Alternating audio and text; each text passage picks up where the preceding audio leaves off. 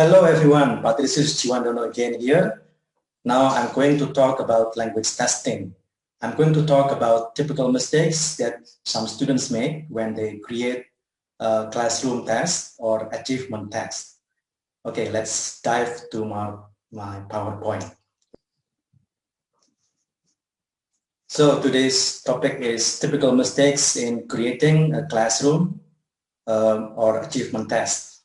We call it achievement test because basically this test is measuring whether the students have achieved the lesson objectives, whether the students have mastered the lessons that the teacher has taught them. Okay. Yeah, so for example, your teaching is like this. This is the way you teach your students. It's a vocabulary class and you teach the students the name of the objects in their house. So for example, this picture like this is called chair. Yeah, the name of this is chair. The name of an object like this is a table, and so on and so on. So you present pictures and then you say to the students the meanings of those pictures, the way or the thing it is called, yeah, and then also show them how the object is written, how the word is written in language, in English language. Now you have been teaching them this way, vocabulary class, yeah. And then when it comes to testing them, you test something like this. What is the name of an object which we usually sit on? And then you provide some options: A, chair; B, window; C, room; D, lamp. Now this is a wrong idea. This is the wrong way of testing. Why? Well, simply because it is not the same as the way you teach them. Remember, when you teach them, you present pictures and then you say the names of those pictures, the names of those objects in written form and in pronunciation. And that's the way you teach them.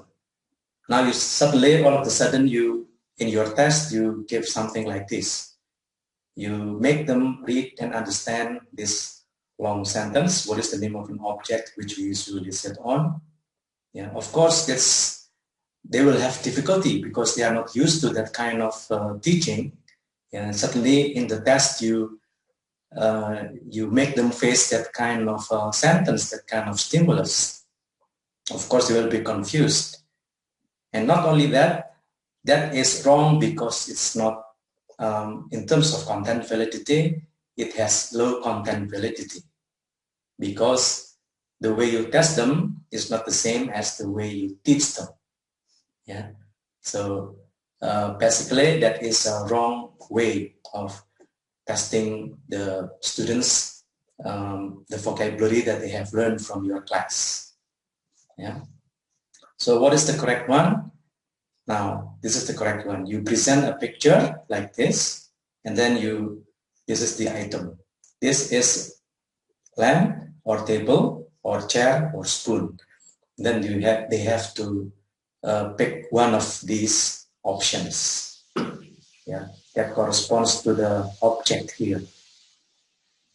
Now this is fair, and this represents, or this is similar to the way you teach them.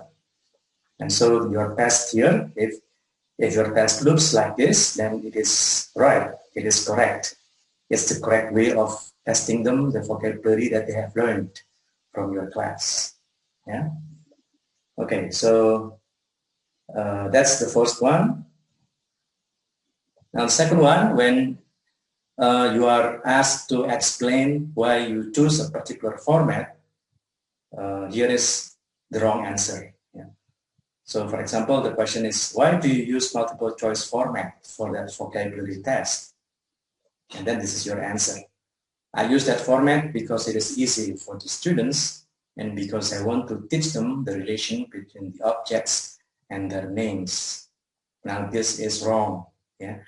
This is not the way, this is not why you should, or how you should explain why you choose a particular format for your test.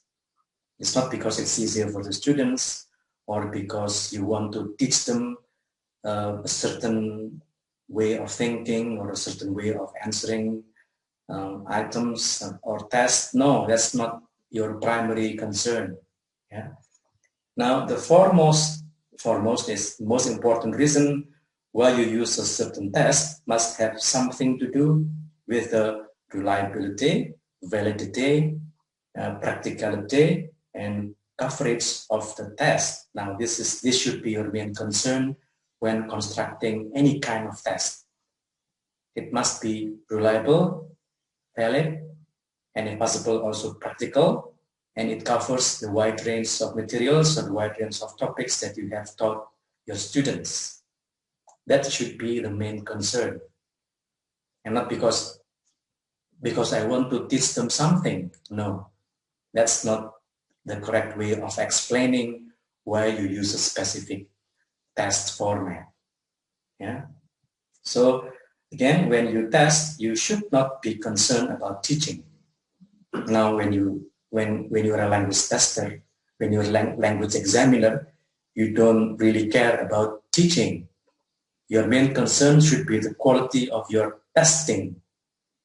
Yeah, and when it comes to testing, again, there are 3 criteria that you have to meet: whether it is reliable, whether it is valid, whether it is practical, and whether it is authentic. Yeah, remember the lessons that I taught you about the basic criteria of a good language test. Yeah, reliable, valid, practical, yeah, authentic. Yeah, and here I also address the coverage of the test, meaning whether your test covers the materials, the topics, the items that you have taught your students. In other words, whether it has content validity. If your context is language teaching in the classroom. Okay, so once again, when you test, do not be concerned about teaching. Just focus your attention, your effort on making your test valid. Yeah, validity is the most important criterion for a language test. Yeah.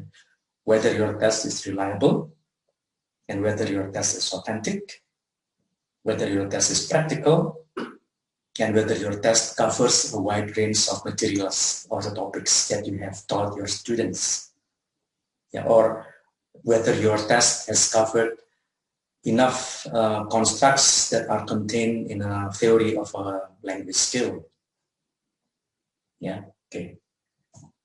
Yeah, so this is the correct reason. I use a multiple choice format because it is practical or easy to be scored. Now, this makes sense. Multiple choice format is very easy to be scored. All you need to do, or you need to have, is an answer key, and all you need to do is matching the answers with the answer key. Yeah.